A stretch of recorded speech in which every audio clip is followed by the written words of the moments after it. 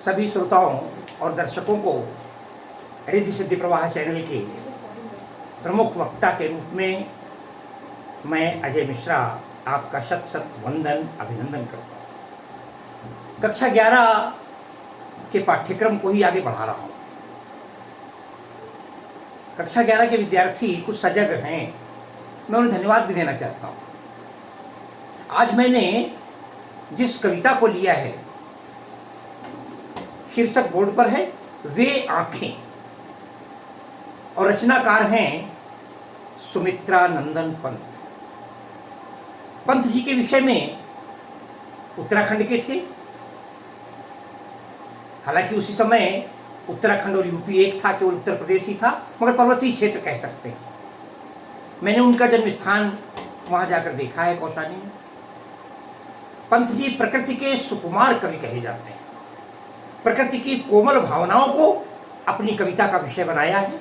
छायावाद के एक आधार स्तंभ थे, लेकिन छायावाद की विशेषता और थी समाज की यथार्थ स्थिति का वर्णन करना। जब कोई मैं हिंदी के साहित्य का इतिहास पढ़ाऊंगा और छायावाद आएगा, तब सारी चर्चा विस्तार से होगी। मगर आप तो यहां पर शीर्षक है वे आंखें। आप ध्यान दें, प्रकृति का बात नहीं है यहां। यद्यपि आप देखेंगे कविता में जो कवि आगे बढ़ता है तो अपने स्वभाव के अनुसार वो प्रकृति भी बीच में ले आता है। यहां ये आंखें पता है किसकी हैं? पंत जी ने इस कविता में एक जीता जागता किसान की दयनीय दशा, किसान की दुर्दशा, किसान का शोषण और किसान की परेशानियों का एक सजीव चित्र खींचा है अपनी इस कविता में। मैंने विषय बड़ा अच्छा लिया सुन करके। वर्तमान समय में कई महीने हो गए, किसान आंदोलन देश में एक भयावह रूप बनाए हुए है। असंख्य लोगों की मृत्यु हो चुकी है। किसानों कुछ मांगे हैं। साथियों, मैं राजनीति में नहीं जाना चाहता, मैं किसी राजनीतिक दल का भी नहीं हूं, लेकिन हम 70 साल की बात नहीं करते, हम तो आपको आपके पाठ्यक्रम की बात करते हैं। मित्रों, विद्यार्थियों, आप एक पाठ पढ़ेंगे आगे, भारत माता, पंडित जवाहरलाल नेहरू का लिखा हुआ पाठ है। पराधीनता की, गुलामी के दिनों का पाठ है। उस पाठ में नेहरू जी ने उस समय का वर्णन किया है जब देश गुलाम था। नेहरू जी जगह जगह जाते थे और किसानों से मिलते थे और किसानों की समस्याएं पूछते थे। जो समस्याएं अंग्रेजों के समय किसानों की थीं, वही किसानों के समय आज तक ये बरकरार बनी। इस कविता के माध्यम से किसानों का एक ऐसा चित्र खींचा है भयावह, जिसे देखकर हम कांप जाते हैं। देखें आप, स्वतंत्र देश का किसान है, आजाद भारत का किसान है, और कवि उस कविता को लिखता है अंधकार की गुहा सरीखी। अंधकार, अंधेरा, गुहा, गुहा कहते हैं गुफा को। अंधकार की गुफा के सरीखी, सरीखी माने समान, अंधेरे की गुफा। अरे विद्यार्थियों, मित्रों, गुफा तो स्वयं में अंधेरी होती है, और फिर अंधकार की गुफा हो, तब कल्पना कीजिए। अंधकार की गुफा के समान उन आंखों से डरता है मन। उन आंखों को जब मैं देखता हूं, कैसी आंखें, बता दिया मैंने आपको किसकी आंखें हैं, किसान की हैं। वो किसान है जिसका प्रत्येक प्रकार से शोषण हो चुका है, जिसका परिवार लुट गया है, मिट गया है, सब कुछ नष्ट हो जाता है, जो सबके लिए जीवन देता है, जो अन्नदाता कहा जाता है, जिसे हम ग्राम देवता कहकर पुकारते हैं। आज किसान की शोषण के कारण हुई दुर्दशा को देखकर कवि कहता है उन आंखों से डरता है मन। जब मैं उनकी आंखों को देखता हूं, उन शोषित आंखों को, उन नेत्रों को, तो क्या होता, अंधकार की गुफा समान है। गुफा में अपने आप डर लगता है, और किसान की आंखें तो सारा पसीना बन गया है, रक्त सूख गया है, आंसू सूख गए हैं। उसकी आंखों में भयावह स्थिति है। निराशा ही निराशा, अंधेरे गुफा के समान है।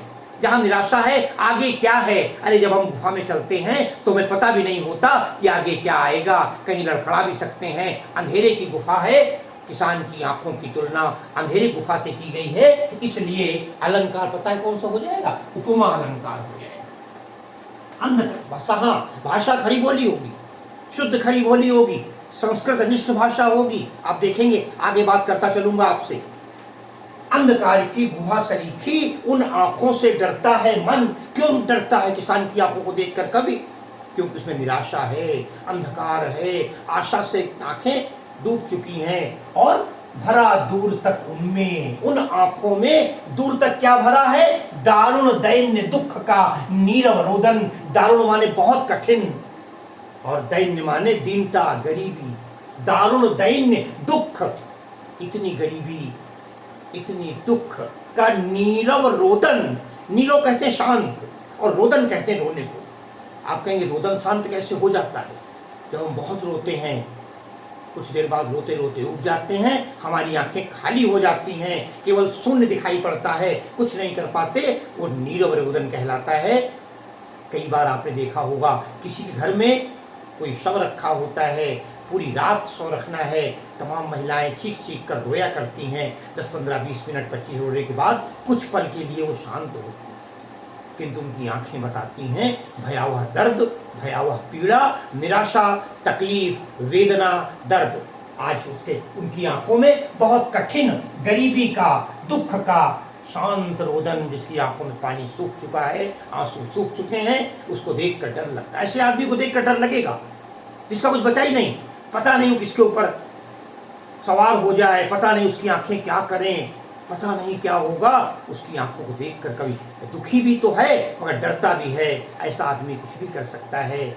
ऐसा ही तो व्यक्ति आतंकवादी बन जाता है, ऐसा ही तो व्यक्ति समाज में आत्महत्या कर लेता है, ऐसा ही व्यक्ति तो पता नहीं क्या करे। अब तो परेशान है, भरा दुख दैन का दीरो रोदन। वो स्वाधीन किसान रहा, कितनी पीड़ा है।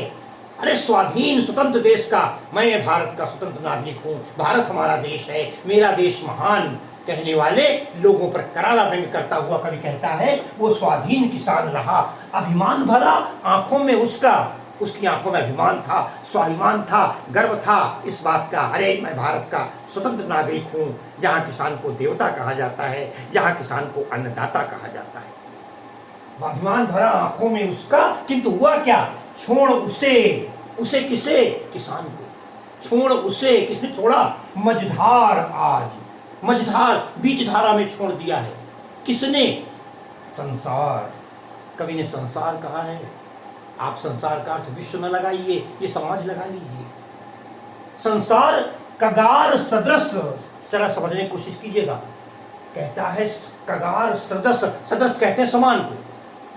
ध्यान दीजिएगा, जिस प्रकार एक कल्पना कीजिए, एक बहुत बड़ी नदी है और नदी भरी हुई है पूरी, और जब बरसात खत्म हो जाती है, गर्मी आती है तो नदी सूख जाती है, बहुत दूर चली जाती है, और जो कगार होता है वो नदी का तट कहलाता है, नदी का किनारा कहलाता है। नदी के किनारे तट है, तट पे हम चल के जा रहे हैं, बालू है, रेत है, बहुत दूर नदी की धारा है।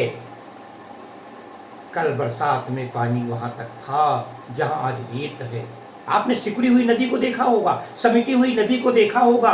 पंत जी ने गंगा का वर्णन किया है, सैकत सैया पर दुग्ध धिवल, तनवंगी गंगा ग्रीष्म विरल, गर्मी कारण विरल हो गई है। यहाँ पर आप ये समझिए कि एक बहुत विशाल नदी गर्मियों कारण सूख जाती है तो उसमें तट निकल आता है। यहाँ कवि कहना चाहता है जिस प्रकार कगार माने किनारे ने सदस्य किनारे के किनारा खिसक जाता है पानी से, नदी चली जाती है दूर, उसका साथ नहीं देते किनारा, कि वो किनारे खाली पड़ जाते हैं। उसी प्रकार इस संसार ने, समाज ने उस किसान का साथ उस प्रकार छोड़ दिया जिस प्रकार नदी का साथ उसके तट छोड़ देते हैं, नदी तट का साथ छोड़ देती है। उसी प्रकार ये संसार बह खिसका, बह करके खिसक गया, अर्थात दूर हो गया। उसकी मदद करने कोई नहीं पहुंचता है और वो शोषित होता है, उसके ऊपर शोषण किया जाता है।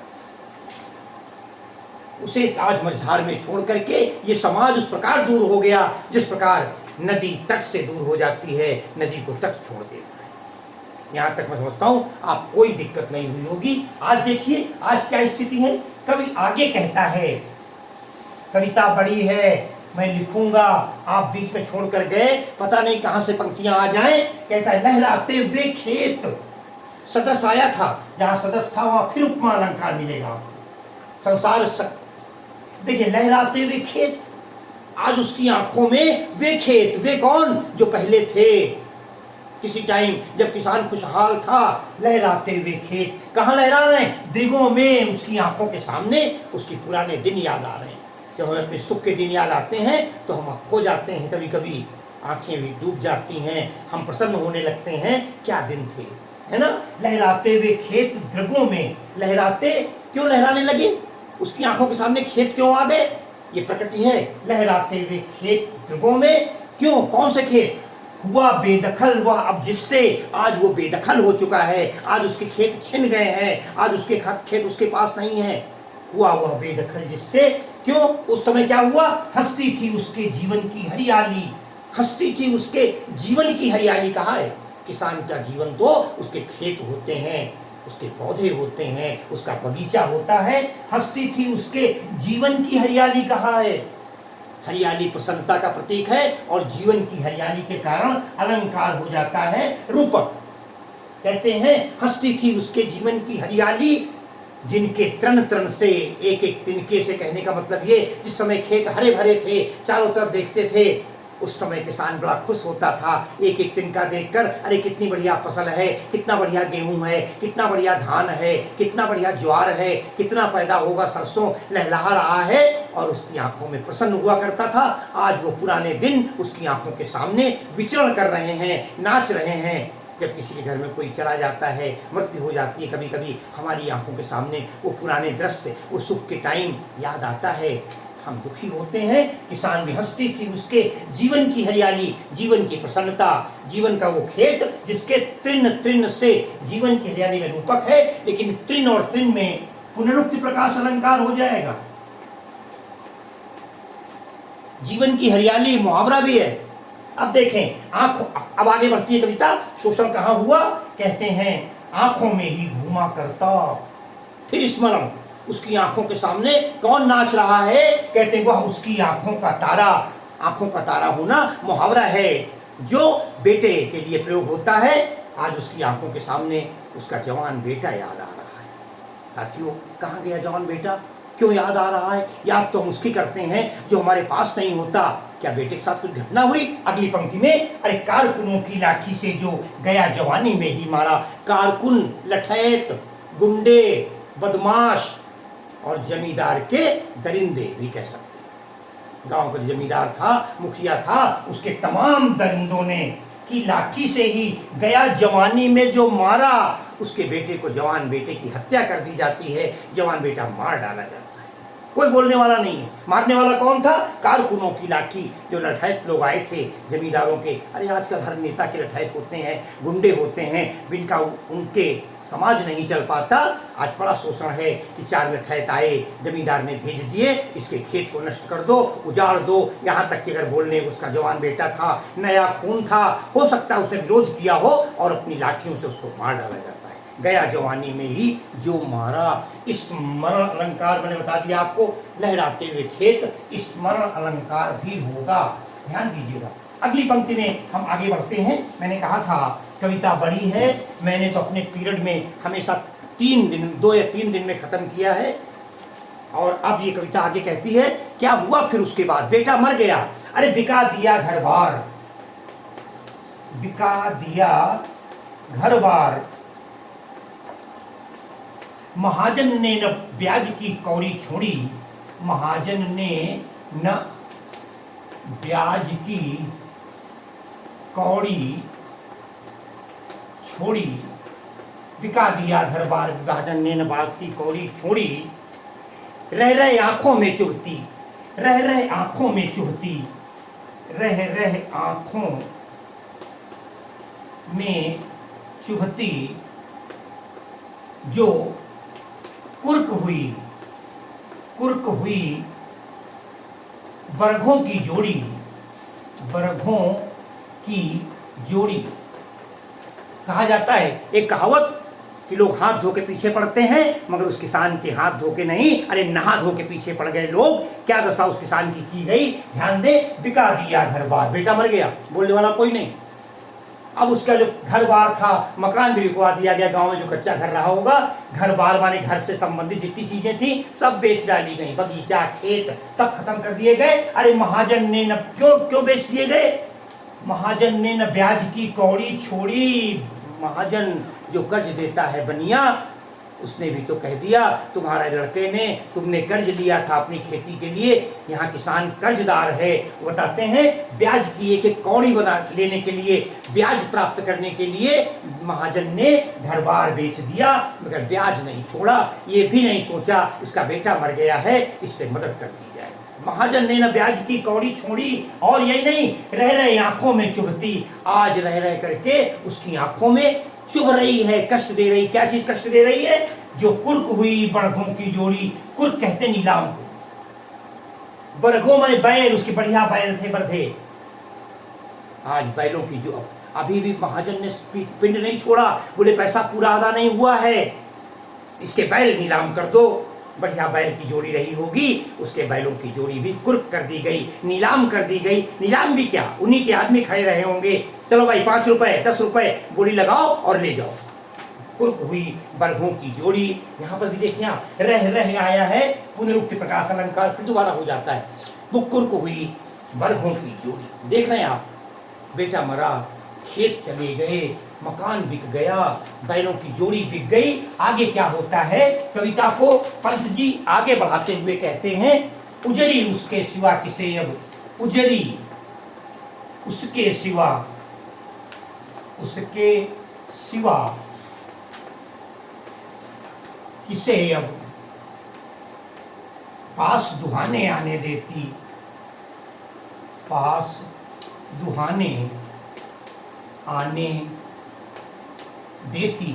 उजरी उसके सिवा किसे अब पास दुहाने, आह नाचों में नाचा करती, आह आंखों में नाचा करती, आंखों में जाइएगा नहीं, नाचा करती। उजड़ गई जो सुख की खेती, उजड़ गई जो सुख की खेती, उजड़ गई जो सुख की खेती। ध्यान दीजिए, उजरी, उजरी गाय का नाम था, सफेद रही होगी, एक टाइम था गाय, काली, भूरी, इस तरह हमारे यहाँ पशुओं के नाम रख दिए जाते थे, ठीक है ना। तो कह रहे उजरी गाय का नाम था, उसके सिवा, किसके सिवा, बेटे से हिली थी।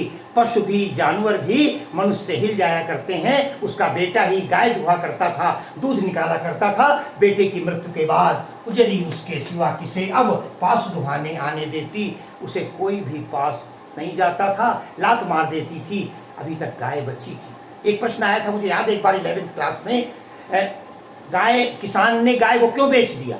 अब देखिए कहीं इस पर बात नहीं आई है, मगर इसलिए बेच दिया क्योंकि अब उसकी गाय दूध भी देना बंद कर चुकी थी, किसी को देती नहीं थी। और कहता आह, विस्मयादि बोधक शब्द है आह। क्या हुआ, आंखों में नाचा करती, उसकी आंखों में आज नाच रही है। क्या चीज नाच रही है, क्या याद आ रही है, उजड़ गई जो सुख की खेती, जो सुख की खेती थी। यहाँ सुख की खेती का मतलब जिसके सब कुछ था, खेत थे, बगीचे थे, लहलाते हुए पेड़ थे, घर संपन्नता से, आनंद से भरा हुआ था, लेकिन समाज ने शोषित कर दिया, उसका शोषण हो गया। अगली पंक्तियों में हम फिर आगे बढ़ते हैं, 3 चरण हो चुके हैं, चौथे चरण की ओर जाते हैं। अरे बिना दवा दर्पण के, बिना दवा दर्पण के जोरू स्वर्ग चली, बिना दवा दर्पण के जोरू स्वर्ग चली। आंखें आती भर, आंखें आती भर, बिना दवा दोरू के हैं, देख रेख के बिना। अगली पंक्ति में लिखते हैं पंत जी, अरे देख रेख के बिना दुध मुही, दुध मुही बिटिया 2 दिन बाद गई मर, बिटिया 2 दिन बाद, 2 दिन बाद गई मर। ध्यान दीजिएगा, कहते बिना दवा दर्पण, दवा नहीं हो पाई पत्नी की, बिना दवा दर्पण।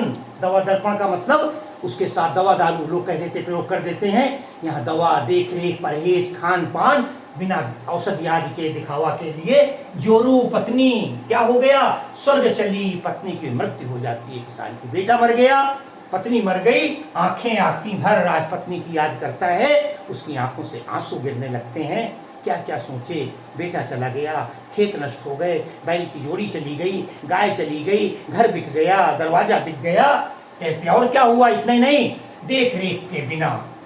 अब पत्नी मर गई, देखे कौन, देख रेख के बिना दुधमुही। कितना सुंदर शब्द है, दुधमुही, जिसके मुंह में दूध जाता हो, जो माँ का दूध पीती होगी, दुधमुही। बिटिया 2 दिन बाद गई मर। 2 दिनों के बाद किसान की एक बेटी भी मर जाती है, जो छोटी सी बेटी थी, जो दूध पिया करती थी, गाय दूध दे नहीं रही थी, पत्नी का निधन हो गया था। 2 दिन बाद बेटी की भी मृत्यु हो जाती है। किसान के घर में कितना भीषण दर्दनाक हादसे एक के बाद एक होते चले जा रहे हैं। ये है भारतीय किसान। अगली पंक्तियों की ओर कवि आगे बढ़ता है और वो कहता है, खैर पैर की ज्योति जोरू। ध्यान दीजिएगा, खैर पैर की ज्योति जोरू। थोड़ा बड़ा हो रहा है वीडियो, परेशान मत होइए, पूरी कविता एक साथ पढ़ लीजिए। खैर पैर की ज्योति जोरू, न सही एक दूसरी आती, न सही एक दूसरी आती, पर जवान बेटे की सुध कर सांप लौटते। बस एक पद और रह गया, सांप लौटते। बड़ा सुंदर ये लाइनें हैं, सांप लौटते फटती छाती। देखिए अलग भरे पड़े मुहावरे। कहता है खैर पैर की जूती जोरू, यहां पर व्यंग है समाज की। देखिए आप, भारतीय नारी का खुलेआम अपमान हो रहा है। गांव के लोग न कह करके हम ये कहेंगे, जो अशिक्षित लोग हैं वो क्या मानते हैं, खैर मर गई पत्नी, खैर पैर की जूती जोरू। एक लाइन गलती हो गई मुझसे, मैं इसको बिगाड़ रहा हूं।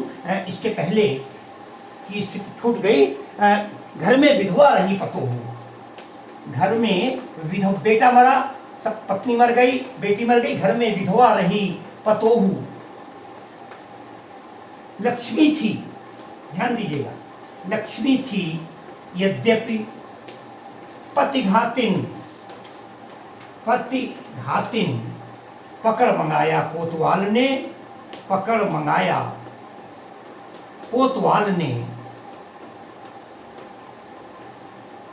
डूब कुएं में मरी एक दिन, डूब कुएं में मरी एक दिन। ध्यान दीजिएगा, पुलिस पर भी व्यंग देखिए, समाज ये कैसा होता है, कैसे शोषण होता है। घर में विधवा रही पतोहू, पतोहू कहते बहू को। किसान का बेटा भी था, उस जमाने में शादियां भी जल्दी हो जाया करती थीं, क्योंकि किसान के बच्चा भी हो रहे हैं। ध्यान दीजिएगा, घर में विधवा रही पतोहू, 15, 16, 17 साल की उनकी बहू थी। हुआ क्या, लक्ष्मी थी, उसका नाम लक्ष्मी था। नारी को गृह लक्ष्मी भी कहा जाता है, लेकिन समाज ने पता है क्या कह दिया, यद्यपि पति घातिन, समाज ने दोष लगा दिया, अरे इसका पति इसी की वजह से मारा गया है, इसका संबंध किसी औरों के साथ है। और भी हमारे भारत में कुछ ऐसे लोग होते हैं जिन्हें मीन मेंटेलिटी के पुरानी विचारधारा कहते हैं। अरे ऐसी थी, आते आते अपने पति को खा गई, लक्ष्मी थी यद्यपि पति घातिन, पति को मारने वाला मान लिया गया। और इसी शंका में, इसी संदेह में समाज ने एक और खेल खेला। वो क्या था, पकड़ बुलाया कोतवाल ने। थाने का इंचार्ज ने कहा बहू को बुला करके ले आओ, पकड़ करके ले आओ। और यद्यपि पंत जी ने बड़ा ही ढंग से, मर्यादित ढंग से उस बात को स्पष्ट नहीं किया। थाने गई होगी, उसका बलात्कार हुआ होगा। कहते हैं उसके बाद वो घर लौट कर नहीं आई। अरे डूब कुएं में मरी एक दिन जाकर के वो भी कुएं में डूबकर अपनी जान दे देती है। क्या बचा किसान के पास, कल्पना कीजिए, कुछ नहीं। अब वो लाइन आती है, आगे कहता है वो, खैर पैर की जूती जोरू, खैर पैर की जूती जोरू, खैर पैर की जूती जोरू, न सही एक दूसरी आती। कहता है अरे स्त्री तो पैर की जूती होती है, नारी के साथ ये सम्मान है। न सही एक, कहता है एक मर गई थी बहू, मर जाती, कोई दिक्कत नहीं था। अरे दूसरी आती, मैं बेटे की दूसरी शादी कर लेता। दुख तो ये है बेटा ही नहीं बचा। खैर पैर की जूती जोरू न सही एक, पर जवान लड़के की सुध कर। लेकिन जवान बेटे की याद करके, सुध कर माने याद करके, सांप लौटते फटती छाती। देखें आप, सांप लौटना मुहावरा है, पैर की जूती मुहावरा है, भाषा मुहावरेदार हो गई। इन सारे मुहावरों का भी प्रयोग कर दीजिए। सांप लौटते फटती छाती, फटती छाती। एक बार मैंने 11th पेपर बनाया था, हमने बच्चों से इसमें पूछा प्रस्तुत कविता में 4 अलग वो लिखिए मुहावरे, तो बच्चों ने लिख दिया सांप लौटते, फटती छाती। ध्यान रखिएगा, मुहावरा सांप लौटते नहीं है, सांप लौटना मुहावरा है, छाती फटना मुहावरा है, पैर की जूती होना मुहावरा है। ठीक है ना? पैर। और अंतिम लाइनों में कवि कहता है, आपने बहुत धैर्य रखा है, बस 2 मिनट का और। पिछले सुख की स्मृति, मैं ऐसे बता देता हूं, पिछले सुख की स्मृति माने पिछले दिनों की याद, पिछले सुख की स्मृति क्षण भर एक चमक है लाती, क्षण भर के लिए एक चमक लाती है, एक चमक है लाती। आप कहें चमक कैसे लाती है? पिछले सुख की, अरे याद करता होगा, बेटी यहाँ दौड़ती थी घर में, पत्नी यहाँ थी, घर में खाना बनता था, अनाज भरा हुआ था, गाय का दूध था, बैल बाहर डाल चिल्लाया करते थे और मैं लगा रहता था, बेटा तमाम काम किया करता था, घर सजा हुआ था अपने हिसाब से, गांव के हिसाब से, मट्ठा घी दूध सब कुछ था। तो पिछले सुख की स्मृति, जब पिछले सुखों की याद करता है तो क्षण भर के लिए, एक पल के लिए उसकी आंखों में चमक आ जाती है। काश क्या अभी मैं, क्योंकि हम सो गए हैं ना, सपना है पुरानी बीती हुई बातों का, एक चमक कहलाती। लेकिन वही चमक जो सुंदरता दिखाती है 1 मिनट के लिए, थोड़ी देर बाद क्या होता है? तुरंत शून्य में, तुरंत शून्य में, शून्य कहते हैं आकाश को, तुरंत शून्य में 1 मिनट याद धोखा मिला रहे। अरे भाई आप ही सोच रहे हो बैठे बैठे, अपनी कल्पना कर रहे हो, मुंगेरी लाल के हसीन सपने सोच रहे हो, कोई धक्का दे दे, अरे सॉरी लौट आए अपनी जगह पर जहाँ थे, तुरंत शून्य में गढ़ वह चितवन, गढ़ वह, बड़ी सुंदर लाइन है, गढ़ वह चितवन। वो चितवन कौन सी? जो अभी तक उसको चमक दे रही थी। अब क्या हुआ? शून्य के कारण आंखों में गड़ने लगी, चितवन चुभने लगी और दर्द होने लगा। रे सब कुछ चला गया, सब कुछ नष्ट हो गया। वो कैसी बन गई? तीखी नोक सदृश बन जाती, तीखी नोक, ध्यान दीजिएगा, तीखी नोक सदृश, सदृश का कारण उपमा अलंकार, बन जाती। जो थोड़ी देर पहले हमें चमक दे रही थी पुरानी यादें, वही अब तीखी चुभती हुई नोक के समान बनकर बड़ा कष्ट दे जाती हैं। ये थी कविता वे आंखें, किसान की छायावादी कविता, समाज का एक प्रतिबिंब, किसान की दुर्दशा का वर्णन, सरकार पुलिस की व्यवस्था, जमींदार महाजन लुटेरे सिद्ध हुए हैं। किसान जैसा था वैसा आज भी है। मैं इन शब्दों के साथ ही आज की कक्षा को विराम दे रहा हूँ। आपका बहुत बहुत आभार।